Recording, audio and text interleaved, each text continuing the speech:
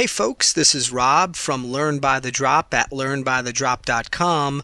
Learn by the Drop is a place to learn Drupal, and in this lesson we are going to use the Views module to create an RSS feed from a view that we've already created. In a previous lesson, I created a view from a taxonomy for CCK and Views posts on my Learn by the Drop site, and now I'm going to go into that view and I'm going to create an RSS feed from that view that will be able to also add a link, like the link you see here on the front page, to the feed for that view. Okay, so I've logged into my Drupal site and I'm at the admin window, and I'm going to head down to Views and click on that link. Next thing I'm going to do is find the view that I want to add the RSS feed to, and you can see that the second view in the list is CCK_views, and it has a path of CCK and views, and this is the view that I want to add an RSS feed to. So I'm going to click Edit. So when the View Edit window pops up, we'll see the defaults, and we'll also see any other displays that we've added to this view. Now the defaults, just to do a quick recap, they set all the settings for all the displays that you add, but in each individual display you can override some of the defaults, and I'm going to show you how to do that when we create our RSS feed display. So we've got defaults, we've got a page display, and to activate the editing of each of the displays, what you want to do is you want to click on them, and it'll just drop you down to the right spot. In Views in Drupal 6, you need to be very careful if you create multiple displays for a view that you don't accidentally start editing the wrong display, because they are right on top of each other. In this case, we want to add an RSS feed view for the display, so we're going to select this drop down and we are going to click Feed, and then we're going to select Add Display. Now in this particular theme, for whatever reason, the new display doesn't show up automatically. It should show up below page. In some themes it shows up just fine, but once you've clicked it, if it doesn't show up right away, what you should do is refresh the page and you should see it. Okay, and so now the page is refreshed, and you can see that we have feed, which says display the view as a feed such as an RSS feed.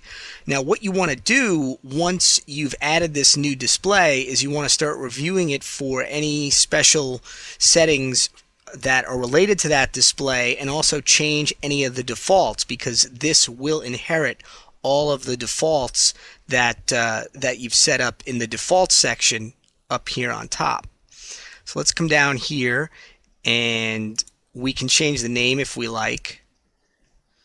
Right now it's feed, and we can just call it CCK and Views feed, and click Update. We can, and one thing you'll notice is that we got some messages down here. It says it uses a path, but the path is undefined. We'll get to that in a second. It also says style RSS feed requires a row style, but the row plugin is invalid. So what we're going to do is we're going to click on this little symbol right here, and that's the configuration symbol. And that'll give you the option to set up a description. You can set a site mission for a description. I think it's always good to have a description in your RSS feed. So I'm going to put one in and just say lessons that mention CCK and Views topics. And you can use the sites mission, like I said, just by clicking that button right there, clicking that checkbox right there. Okay, for the row style, we can click on that and just we can select either Media RSS, and Media RSS is an extra module that I've added, and that's for images. We're not going to go into it right now. In this case, I'm just going to select Node. Items to display. This is where you set up how many items you want to show up in the feed. Let's say I want 25 items to show in the feed. I'd select 25. Now, important, whenever you see something that says using default values, if you don't want to change the default values, you want to click on Override. Now it says using overwritten values, and I can update that. So that's very important. Click override if you don't want to change the default values. If you want a different value from default, and that will allow you to put a different value in there. We can come up here and look at some other changes. Access unrestricted. You could change that if you wanted to make access to the feed unrestricted. We don't. Really, the next thing that we care about is taking care of this. Display CCK and views feed uses a path, but it's undefined. So let's define it. And so we're going to click that link to none, and we're going to say learnaboutdrop.com CCK and views feed, and that's going to be the address of our feed. Next option that I think is important is attach to. What do we want to attach this to? You can, by attaching it to something, the node will show up on a particular view. In this case, we created a page view, so we want the feed icon to show up on that display. So we'll select that and click update. Okay, we've made a lot of updates.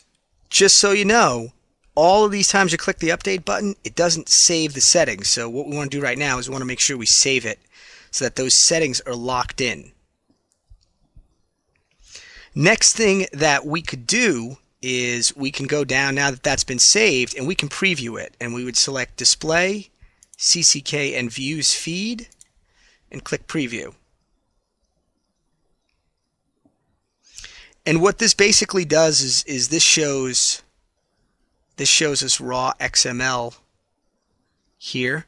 So it really doesn't look like a whole lot, but what we can do is we can go check it out in the browser, because for every one of your views a link is created at the top of the page, and here we can see view page, which is at learnbythedrop.com CCK and views, and this is learnbythedrop.com CCK and views / feed. Now if we go to the page, we should see, since we attached it to the page, we should see the feed icon on the page, and we should also get auto discovery here in Firefox and or Internet Explorer.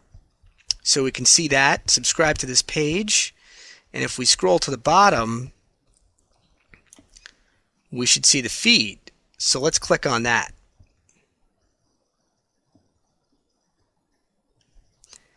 And we have our RSS feed for CCK and views.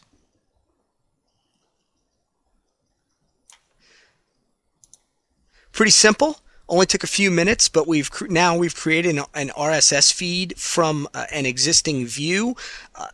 The other settings I didn't really need to change. I was filtering by node published, yes.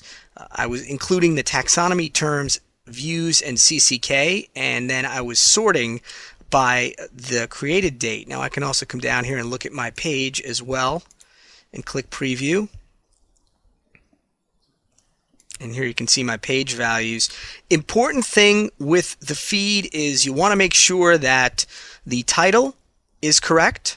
You want to make sure that the description is correct as well, because when people get this RSS feed, they're not necessarily going to, if they discover it, for example, in a feed reader like Google Reader, this title and description gives them the context of exactly what they're talking about. So maybe I want to put lessons that mention Drupal, CCK, and views topics in here.